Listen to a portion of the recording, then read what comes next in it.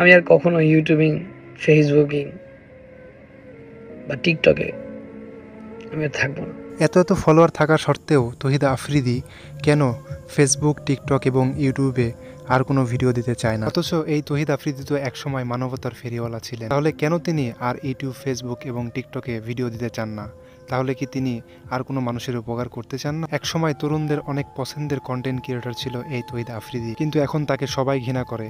তার মাই টিভি এবং বাড়ি সব কিছু ভাঙচুর করা হয়েছে এবং পুড়িয়ে দেওয়া হয়েছে। লাইভে এসে অশ্রুভিজা চোখে এমনটাই বললেন তহিদ আফ্রিদি। কিন্তু কেন তার সাথে এসব হচ্ছে, কেনই বা এসব করলো, এটা কি আপনারা জানেন? যখন সারা বাংলাদেশের যুব সমাজ, ছাত্র সমাজ একসাথে ছিল, এক জায়গাতে ছিল, আন্দোলন করতেছিল, কোটা বিরোধী আন্দোলন, তখন কিন্তু এই তহিদ আফ্রিদিকে সবাই আইডল মনে করত এবং তার কাছ থেকে আশা করেছিল যে সে আমাদেরকে সাপোর্ট করবে। কিন্তু এই তহিদ আফ্রিদি কাউকেই সাপোর্ট করেননি। তিনি বলছিলেন যে তিনি নাকি অনেক চাপে থাকেন, অনেক সমস্যাতে থাকেন, তাই তিনি ছাত্রদেরকে সাপোর্ট করতে পারেনি।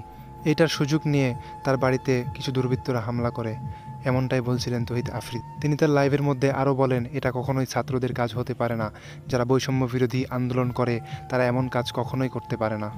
তহিদ আফ্রিদি অশ্রুভিজা চোখ নিয়ে তার স্বপ্নের মাই টিভির কথা বলেন এবং বলেন, আমি আর কখনোই ফিরে আসবো না ইউটিউব, ফেসবুক এবং টিকটকে। এবং তিনি আরও বলেন, বৈষম্য বিরোধী ছাত্র আন্দোলনের পাশে থাকতে পারিনি কারণ আমি দেশে ছিলাম না। দেশে আসার পর আমি যখন আমার ফেসবুক আইডিতে পোস্ট করি ছাত্রদেরকে নিয়ে, তখন আমার পোস্টটা উপর মহল থেকে চাপের কারণে 1 থেকে 1.5 ঘন্টার মধ্যেই ডিলিট করে দিতে হয়। এখানে আমার কোনো হাত ছিল না। আমাকে চারিদিকের মানুষ ধরে এবং কৈফত নেয়। আমি কি করব? আমার তো কিছু করার ছিল না।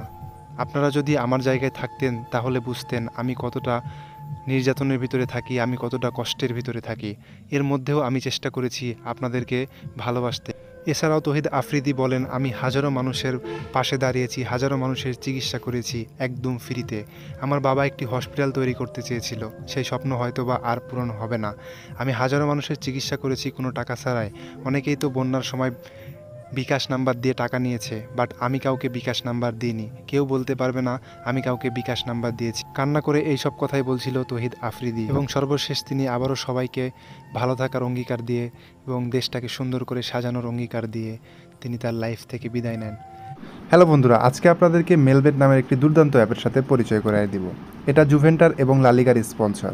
এই অ্যাপটিতে আপনি সমস্ত লাইভ ম্যাচের ফলাফল দেখতে পারবেন এবং সেই ম্যাচে আপনি স্কোরের ভবিষ্যৎবাণী করে বাজি ধরতে পারবেন, যেমন কোন দল জিতবে, কোন দল কত রান করবে এবং বিএমডাব্লিউ গাড়ি, আইফোন, ল্যাপটপ আর অনেক কিছুর মতো নগদ পুরস্কার জেতার সুযোগ রয়েছে। এছাড়াও বিভিন্ন ধরনের গেম রয়েছে, আপনি যা খুশি তা বেছে নিতে পারেন। রেজিস্ট্রেশন করার সময় আমার প্রচার কোড মিজান 7 ইউজ করে আপনি প্রথম জমায়েতে $130 পর্যন্ত বোনাস পেতে পারেন। আপনি বিকাশ, ব্যাংক এবং অন্যান্য সহজ পদ্ধতিতে আপনার টাকা উইথড্র করে নিতে পারেন। তাহলে আর দেরি কিসের? পিন কমেন্টে দেওয়ার লিঙ্কে ক্লিক করে রেজিস্ট্রেশন করুন এবং নগদ পুরস্কার জেতার জন্য প্রোমো কোডটি ইউজ করুন। ধন্যবাদ।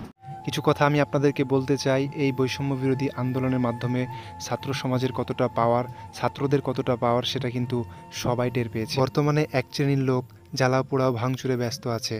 ছাত্র সমাজ কি এই জ্বালাও পোড়াও ভাঙচুর, অগ্নিকাণ্ডর জন্য দেশকে স্বাধীন করেছে? যদি এটার জন্যই স্বাধীন করে তাইলে তো স্বৈরাচারী ভালো ছিল। তহিদ আফ্রিদি আমাদেরকে সাপোর্ট করেননি, এটা তো তার ব্যর্থতা ছিল। কিন্তু আমরা কি আমাদের ব্যর্থতা প্রকাশ করছি?